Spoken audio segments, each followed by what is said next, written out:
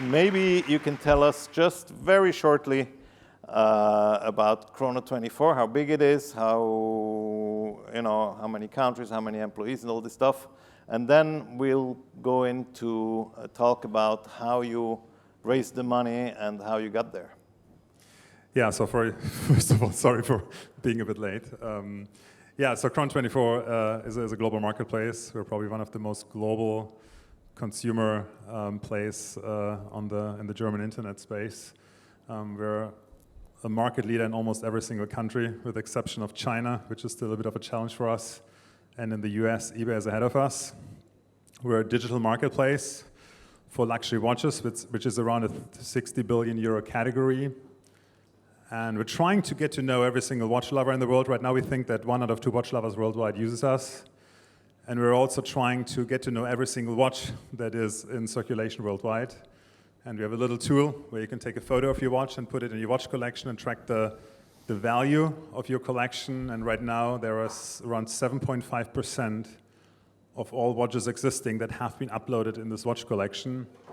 And we do this with around 500 employees worldwide, offices in Tokyo and Hong Kong in Asia, and Miami in the US, and headquartered in Germany. The biggest investors is Insight Partners, General Atlantic, and Sprint Capital here from London, and a few families from the watch world, and the founder of LVMH is a shareholder. And one new one that was announced today. So you have the world's best cap table, I have to say. Not only do you have big name VC investors or PE investors, also you have very nice angel investors. Also you have very nice, I would say, friendly investors that are supporting you through up and downs and that you talk to.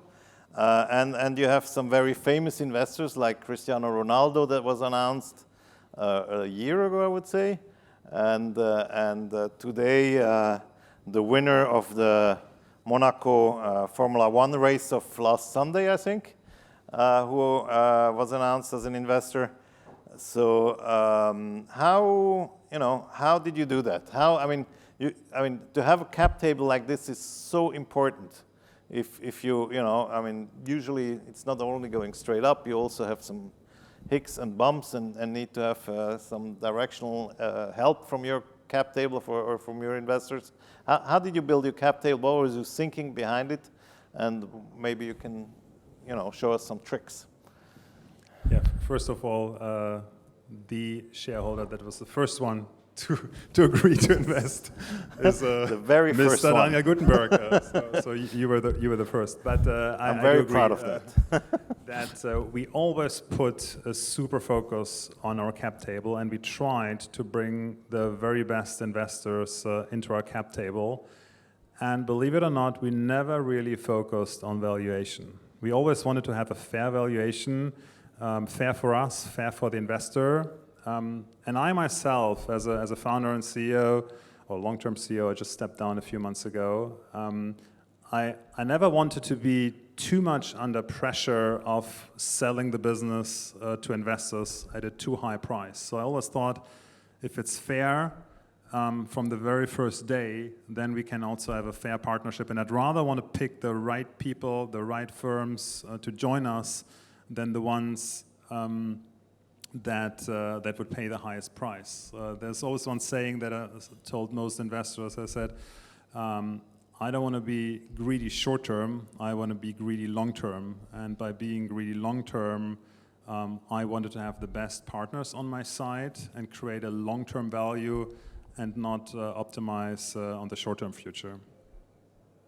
So you get another 10 minutes because you talked so nice. It's perfect. We start at 0 again on our little counter here. I really have to say I'm so impressed. You always have maximized quality of investors versus high valuation. And I really think this is a much better strategy. And 90% or even more of today's startups are trying to maximize valuation first and foremost. and that brings you into troubles because you don't choose your investors that much, but also because investors are then very nervous, and you don't want to have nervous investors in the room. So I think one of the reasons people like me to invest, and in your case it was different, but mostly is because we put together a good bunch of investors that we know we're going to be able to do a long voyage with, and as a startup, you usually don't have those connections. So you told me today something really interesting about how you build confidence over several years with the same amount of meetings that you could do within several weeks, but it's never the same confidence. Yeah, once somebody told me that building trust is not about how often you meet a person, but also how long the time period between meetings is. So when you meet a person 3 times in 1 week, it's a much lower level of trust versus meeting a person 3 times with the same intensity of each meeting over a time period of 3 years. And I actually used this very conference over the last 15 years to have at least 1 meeting per year with the investors that I was interested in. So I always scheduled 20, 25 meetings during NOAH, and actually this is the reason why I was a few minutes late, because I was in one of these meetings and lost time. But I always try to meet the people here at the conference, and I pick people that would be interesting for us as a company in 2-3 years of time. And one of these investors, I remember, even told me that he prefers to not see a picture of a company, but to see a video.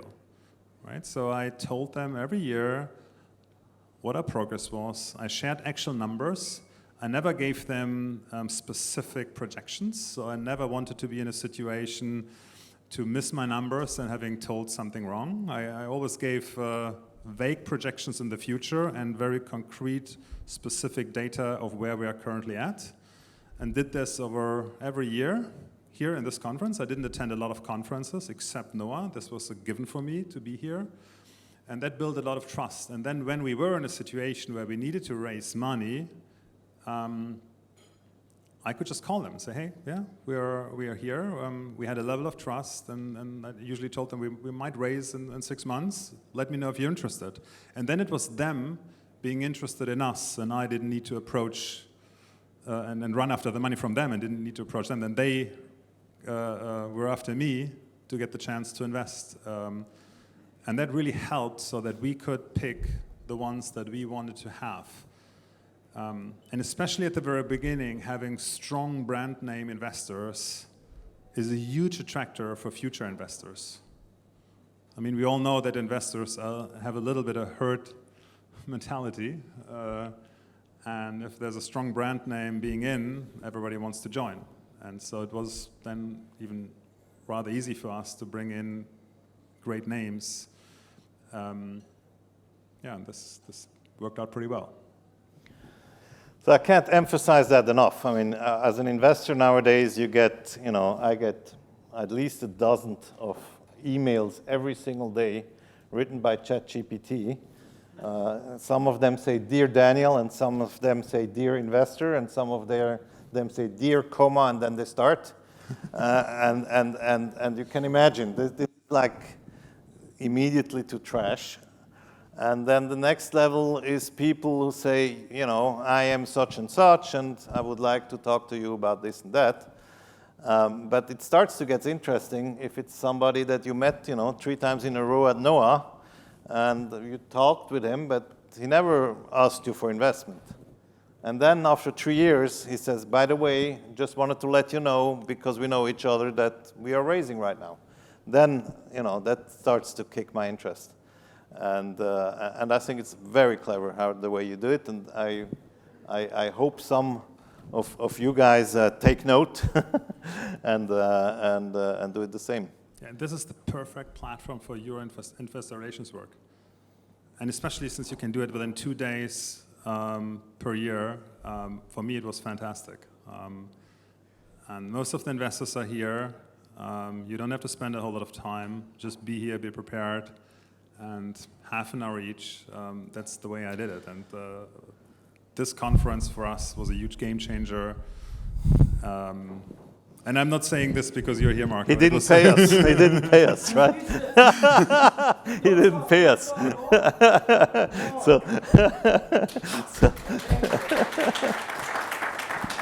But it's really true. I mean, maybe one word on the future. Now, your unicorn status, next step, I don't know, going public, PE, larger tickets, still NOAH? Or are you going to other conferences now, or what is the next level? I mean, this conference is the key focus is for private companies, right? So most investors that are here are interested in private companies. Our next step might be to become a publicly listed company. And in all honesty, there are different conferences where you attend these kind of investors, but I also have to say that those conferences are a lot less fun. On these kind of public market conferences, you get a hotel room assigned, and then you sit in a hotel room. You don't have to move. People come in and out after 35, 40 minutes. They only talk numbers. I'm super exhausted after these days of investor meetings. They're a lot less inspirational than all the meetings that we have here, but that's the next step. And as I said in the beginning, we usually tried to attract investors and meet investors that are interesting for us within the next 2 to 3 years. And right now for us, these are public market investors that are maybe a little bit less present here, but some of them probably are.